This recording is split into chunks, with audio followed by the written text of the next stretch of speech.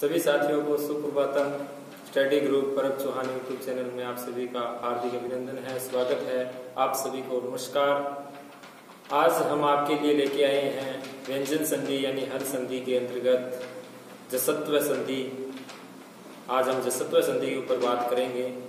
कल हमने षष्ठत्व संधि के बारे में पढ़ा था, उससे पहले सचुत्व संधि के बारे में पढ़ा। आज हमारा जसत्व संधि के ऊपर हम बात करेंगे। आज का प्रकरण रहने वाला है जसत्व संधि। जसत्व संधि में देखो, इसके लिए सूत्र मिलता है जलाम जशो अंते, जलाम जशो अंते। ठीक है, अब इसमें क्या है, जल और जस दो पद हैं। इन पदों को समझते हैं, समझने के बाद में हमें नियम समझ में आ जाएगा। जल और जस देखो, जल किसे कहते हैं और जस किसे कहते हैं। जल जो है, जल और जस, पहले तो ये क्या है, दोनों प्रत्याहार है। ठीक है, और इन प्रत्याहार के अंतर्गत कुछ वर्ण आते हैं। तो कौन कौन से वर्ण आते हैं वो देखो। तो वर्ग का पहला, दूसरा, तीसरा, चौथा, या स, या क्या आएगा, फ, या स वर्ण। ये जो वर्ण है ये क्या है, जल प्रत्याहारक वर्ण के अंतर्गत आते हैं। तो मैंने क्या कहा, वर्ग का पहला, दूसरा, तीसरा, चौथा वर्ग, यानी ये क्या है, कै वर्ग, चै वर्ग, टै वर्ग, तै वर्ग, पै वर्ग। ये क्या है, वर्ग है। ये क्या है, वर्ग है। और इन वर्गों के आगे क्या दे रखे हैं, पहला यानी पहला वर्ण, दूसरा वर्ण, तीसरा वर्ण, चौथा वर्ण। और तो कै वर्ग का देखो, कै वर्ग का पहला वर्ण, दूसरा वर्ण, तीसरा वर्ण, चौथा वर्ण, ये जल वर्ण, जल प्रत्याहार वर्ण, जल प्रत्याहार के अंतर्गत आते हैं। चै वर्ग का जैसे चै, छय, जय, झ, ये भी जल प्रत्याहार वर्ण के अंतर्गत आते हैं। टै वर्ग के अंदर देखो, टै, ठ, ड, ढ, ये भी जल प्रत्याहार के अंतर्गत आते हैं। तै वर्ग के अंदर देखो, तै, थ, द, ध, ये भी जल के अंतर्गत आते हैं। पै के अंदर पै, फ, ब, भ, ये भी क्या है, जल के अंतर्गत आते हैं। उसके अलावा स, ये भी जल प्रत्याहार जो है उसके अंतर्गत आने वाले वर्ण है। ये सारे के सारे क्या है, जल वर्ण है, जल प्रत्याहार के अंतर्गत आने वाले वर्ण हैं। और जस की बात करूं तो जस के अंदर ज, ब, ग, ड, द, यानी क्या है, वर्ग का तीसरा अक्षर, वर्ग का तीसरा अक्षर। वर्ग का तीसरा अक्षर कैसे, तो ये वर्ग है ना। तो वर्ग का तीसरा अक्षर, जैसे कै वर्ग का तीसरा अक्षर क्या है, ग है। ठीक है, चै वर्ग का ज है। ठीक है, टै वर्ग का ड है, तै वर्ग का द है, पै वर्ग का ब है। ठीक है, ये तो ये क्या है, वर्ग का तीसरा अक्षर, यानी क, ग, ज, ड, द, ब, ये सारे ये क्या है, ये जस है, यानी जस प्रत्याहार के अंतर्गत आने वाले वर्ण हैं। तो ठीक है, ये यहां तक समझ में आ गया। जल को क्या हो जाए, जल को क्या हो जाएगा, जस हो जाएगा। जल को क्या हो जाएगा, जल जो वर्ण है, जल प्रत्याहार के अंतर्गत आने वाले वर्ण है, उनको क्या हो जाएगा, जस हो जाएगा, यानी वर्ग का तीसरा अक्षर हो जाता है। अब हम देखते हैं कब होगा तीसरा अक्षर है, ये तीसरा अक्षर यानी जल को जस कब होगा। ये कंडीशन कह रहा है कि इनके बाद में क्या होना चाहिए, यानी इनके बाद में होना चाहिए, इधर देखो, वर्ग का तीसरा, चौथा वर्ण।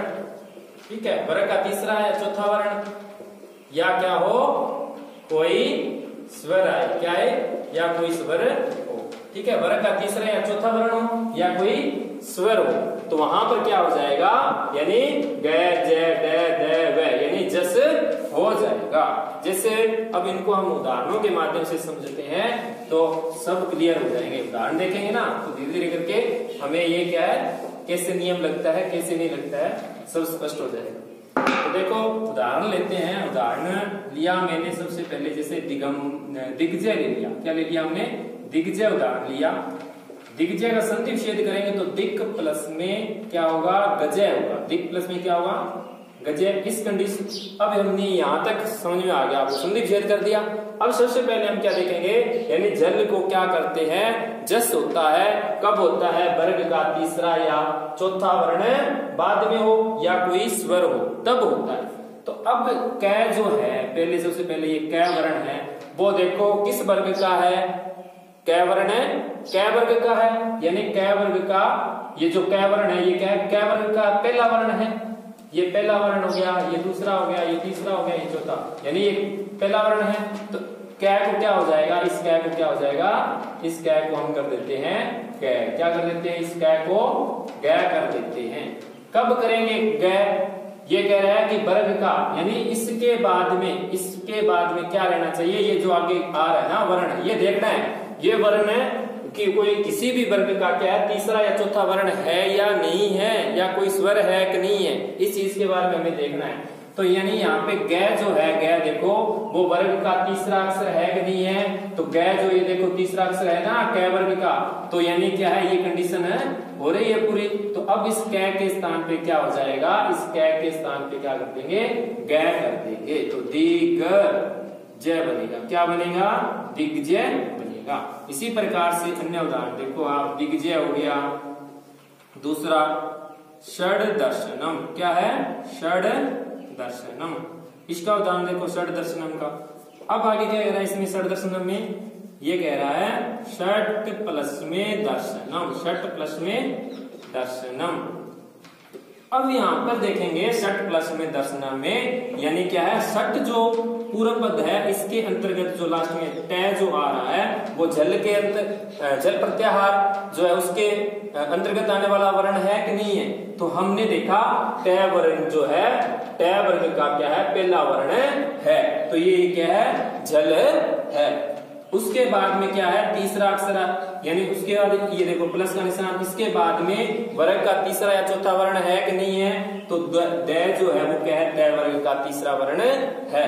तो यहां पर इस टे के स्थान पे फिर तीसरा अक्षर हो जाना चाहिए, तो हम क्या है, टे के स्थान पे तीसरा अक्षर क्या हो जाएगा, क्या हो जाएगा, ये दै हो जाएगा, क्या हो जाएगा, इस टे के स्थान पे दै हो जाएगा। षड प्लस में क्या बनेगा, दर्शनम, क्या बनेगा, षड प्लस में दर्शनम बनेगा, षड दर्शनम। इसी प्रकार से अन्य उदाहरण देखते हैं, अजंतः, क्या लिया मैंने, अजंतः, तो अच प्लस में क्या है, अंतः, अच प्लस में क्या है, अंतः। अब यहाँ पे देखो भाई, यहाँ पे क्या कह रहा है, अच पूर्व पद है ना, इसके अंत में क्या है, च जो है ना, च देखो झल के अंतर्गत आता है कि नहीं आता है, तो च वर्ण देखो, च वर्ग का क्या है, पहला वर्ण है, तो झल है ये च। उसके बाद में क्या कह रहा है, उसके बाद में यानी बाद में क्या होना चाहिए, वर्ग का तीसरा या चौथा वर्ण रहना चाहिए, या कोई क्या है, स्वर रहे।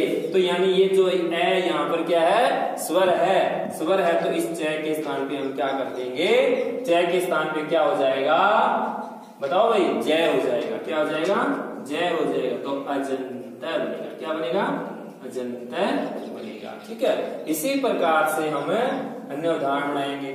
ठीक है, अजंता हो गया, अजंता के बाद में जगदीश, क्या है, जगदीश, जगत प्लस में ईश, क्या है, जगत प्लस में ईश है। तो यहाँ पे देखो आप जगत, अब यहाँ पे क्या है, जगत जो पूर्व पद है इसके अंत में क्या है, अंत में तय है, तय व्यंजन है। तो अब ये तय झल के अंतर्गत आता है कि नहीं आता, सबसे पहले हम ये देखेंगे। तो तय वर्ग क्या है, तय वर्ग के अंदर तय थ आते हैं, तो उसमें तय क्या है, वर्ग का पहला वर्ण है। उसके बाद में क्या है, ई यानी स्वर है, तो यानी तो तय को दय हो जाना चाहिए, कोई दिक्कत नहीं है, तो क्या हो जाएगा, तय को दय हो जाएगा, तो ईश है, तो मिलाओगे तो क्या बन जाएगा, जगदीश बन जाएगा। इसी प्रकार से आप बना सकते हो, जगदीश हो गया, ठीक है, जगदीश, अन्य वागीश बना लो, वागीश, वाक प्लस में ईश है, क्या है, वाक प्लस में ईश है। यहाँ पे क्या है, जो क्या है, ये वाक, कै जो क्या है, पहला वर्ण है कै वर्ण का, आगे क्या है, स्वर है, तो कै को क्या हो जाएगा, गै हो जाएगा, तो क्या बनेगा, मिला के बागीश है। इसी प्रकार से आप बना सकते हो, इसको हटा देते हैं।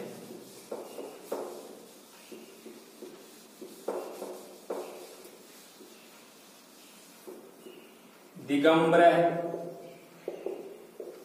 दिक प्लस में अम्बर, क्या है दिक प्लस में अम्बर है। यहाँ क्या है दिक, वो कंडीशन है, स्वर है बाद में, कै क्या है झल है, तो कै को स्थान पे क्या हो जाएगा, तीसरा वर्ण ग हो जाएगा कि नहीं होगा, हो जाएगा। तो यानी क्या है कै को क्या हो जाएगा, ग हो जाएगा, दिग प्लस में क्या है अम्बर, तो क्या बनेगा मिला करके दिगंबर बन जाएगा। ठीक है, इसी प्रकार से दिगंबर हो गया।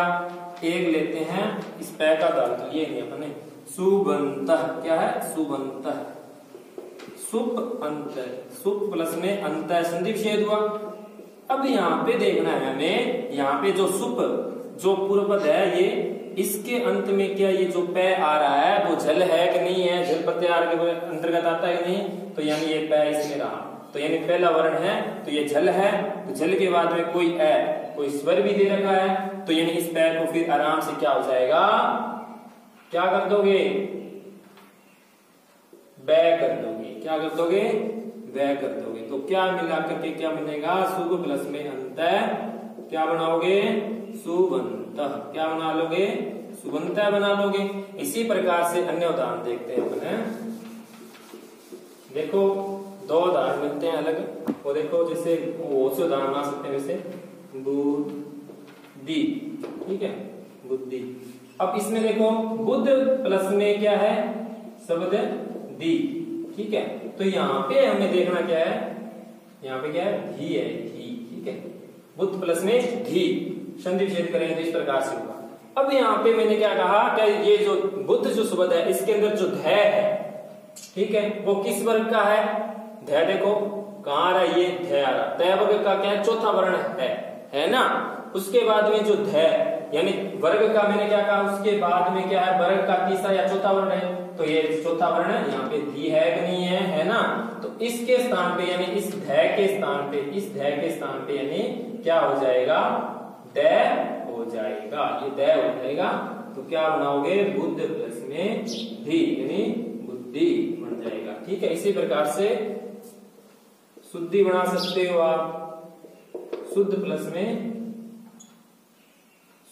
में धी, ठीक है, वृद्धि बना सकते हो इसी प्रकार से आप, वृद्धि प्लस में वृद्ध, ठीक है, वृद्ध प्लस में धी, ठीक है, इस प्रकार से ये उदाहरण बन जाते हैं। ठीक है, आज के लिए ये आज हमने सत्व संधि को पढ़ा। कल हमारी जो क्लास होगी वो चर्तव संधि के ऊपर होगी, वो भी हल संधि का ही एक भेद है। आज के लिए इतना ही है। हंसते रहिए, मुस्कुराते रहिए, लॉकडाउन के नियमों का पालन कीजिए, घर पर रहें, सुरक्षित रहें, नारी का सम्मान कीजिए, बड़ों का आदर कीजिए। कल इसी चैनल पर फिर आपके साथ में हम हाजिर होंगे, रूबरू होंगे यहाँ पर। जय हिंद।